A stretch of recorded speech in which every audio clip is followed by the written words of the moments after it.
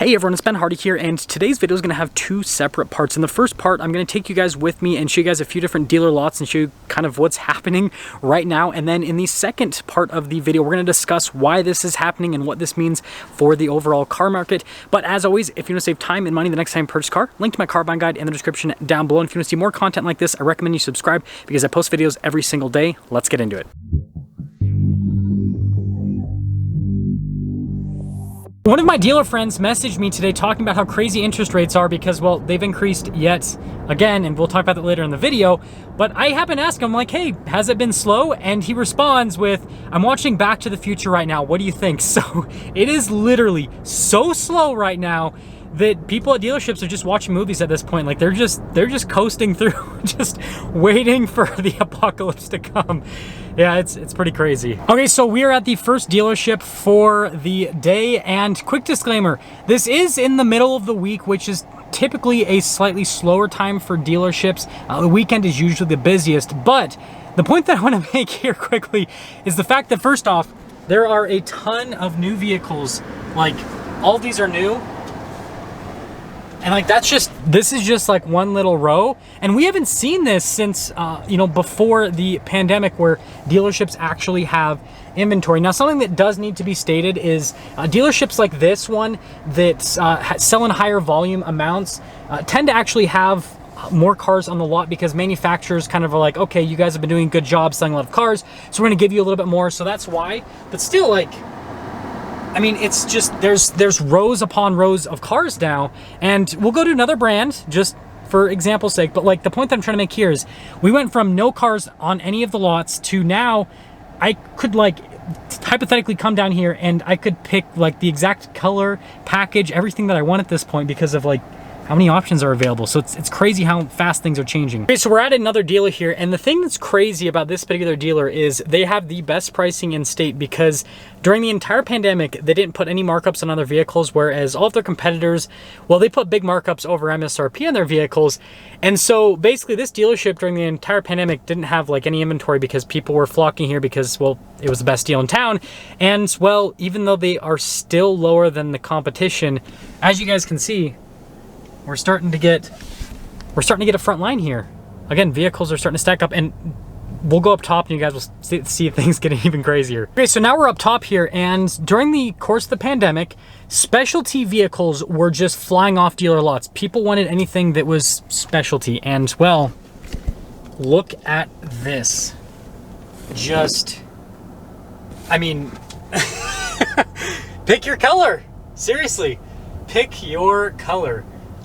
And like I said, this dealer is doing nothing wrong. Like, they literally charge significantly less than anyone else because, like, even with these vehicles, there's a lot of dealers that are still asking over MSRP on them.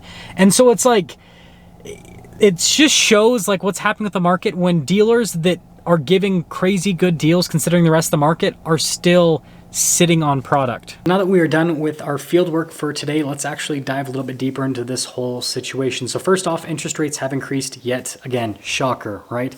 So right now, if you have perfect credit and go and take out an 84-month loan, you will most likely get quoted an interest rate of over 7%.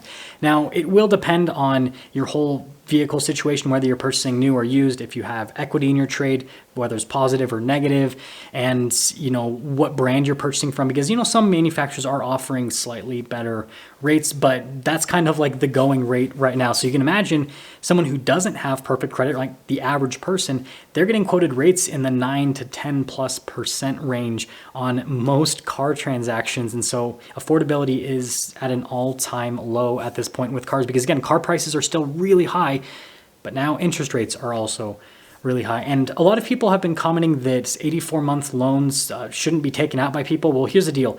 That's what the average person's doing. I don't necessarily agree with it, but that's what the average person's doing. So that's why I keep quoting 84 months, because if I go and quote like 60-month loan rates, then that's not going to apply to a lot of people because most people aren't going for 60-month loan terms or 48-month loan terms, even 72 months. It seems like nobody's going for that anymore. Like there are some people that are still doing 72 months, but yeah, it's definitely interesting. But I mean, it makes sense when people's income isn't increasing and, car prices have increased by such a massive margin.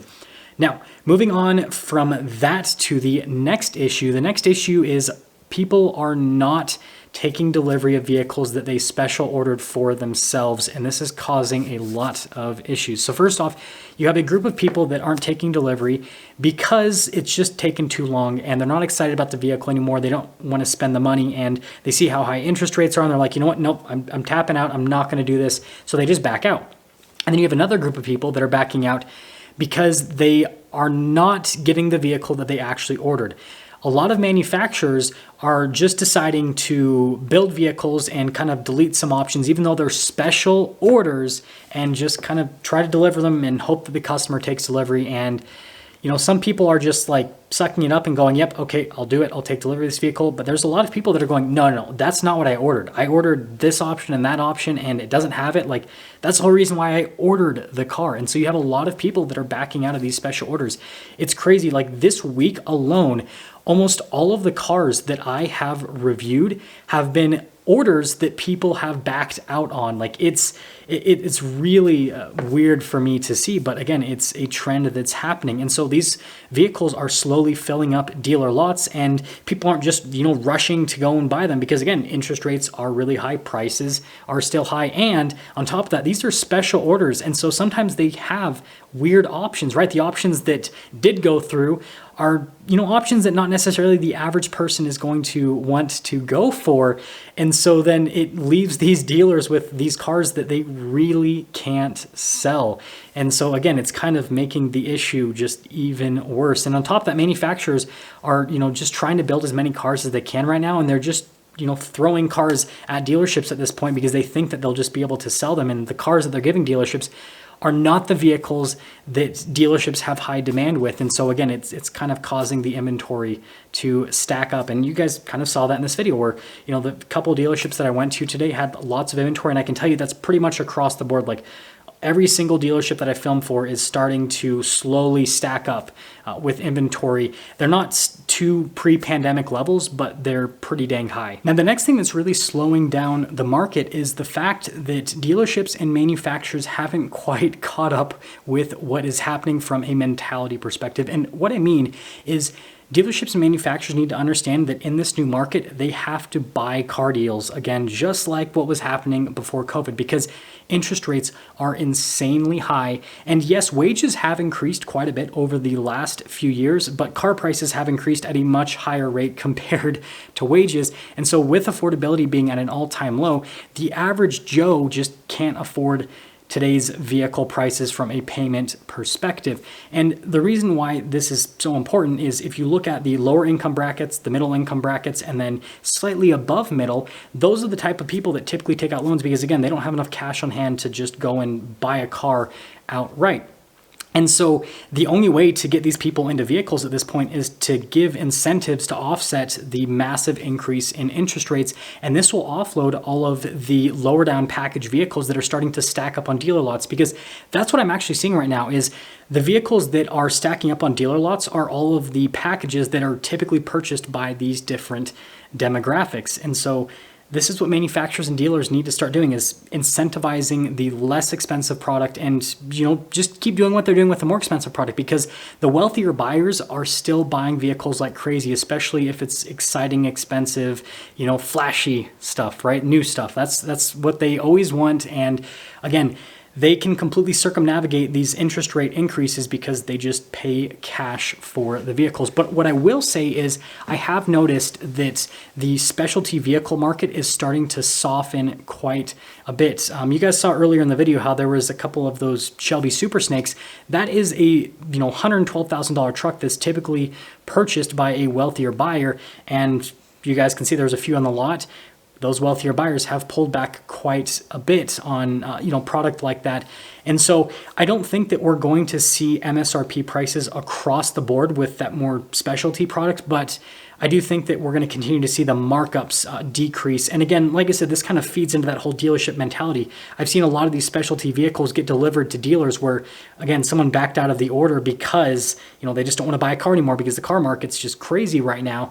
And then the dealership goes and throws a huge markup on this specialty vehicle thinking that, oh, the market's still hot, someone's going to come in and buy it. And in reality, there's no one that's going to go in and pay that price at this point because sentiment is just so low. People are really, really negative right now. So with all this information, what can you do as a buyer to best navigate this? So first off, if you're looking to purchase these normal non-specialty vehicles that are starting to stack up on dealer lots, understand that there is going to be a breaking point where discounts are going to happen because you can only get so much inventory before you have to just start to offload it, right? So I would just be patient and wait for those deals to happen. But before you purchase a vehicle, if you're going to finance it, make sure that the discount actually offsets the interest rate difference that you would have paid if you would have bought that same vehicle when interest rates were low at a higher price. Because if the total amount of money that you pay in interest, plus the vehicle price ends up being more than what that marked up price was with the lower interest rate, then again, you're paying the same amount of money. So are you really getting a deal? I know that on paper it might look like it, but yeah, just, I guess pro tip, even though it's not really a pro tip, just do that just to protect yourself. And then on the more specialty vehicles, I would also be patient with this product as well, because like I said, there's a lot of people backing out of orders because they're just scared because, again, the market is just not doing well whatsoever with any sort of investments. People are just negative overall. And so there's a lot of people backing out of these vehicles. And again, dealerships are only going to want to sit on these vehicles for so long before they start, putting some discounts on them. Now, I don't think these discounts are going to be below MSRP on specialty product, but I think that you're going to be able to get a lot of this stuff at MSRP very soon. And so on some of this product that's being discontinued in the near future or just isn't, being built at a very high volume because it's a specialty vehicle, it can definitely be a deal that is worth it. And it'll be pretty interesting to see how things end up shaking out, I suppose we can say, because yeah, there's just so much happening. And don't worry, as soon as I get more information from dealers and just, see general market trends from an analytic perspective, then I will give you guys an update video on the whole situation. But I do want to cap things off with my predictions in the short term and then also in the long term as well. So I think that the month of October is going to be viewed very negatively by dealers because this is a rude awakening for a lot of dealers. What I'm hearing so far is that profitability is down for the month of October so far with the car deals that have been finished. And on top of there being lower profitability with these car deals, there's just less car deals in general. And so it's pretty simple if you do the math. Dealers are selling less cars and they're not making as much money per car. And so I think we're going to see a mass exodus of people from the car industry because they aren't going to be able to make the easy money they've been able to make over the last couple of years. And again, they're going to have to actually sell vehicles again. They're going to have to discount vehicles and they're going to actually have to know about these vehicles that they're selling to convince people to buy their product over other product. And so we're really going to see a reshaping of the car industry over the next few months and over the next year. I think that there's potential for a lot of dealers to go out of business.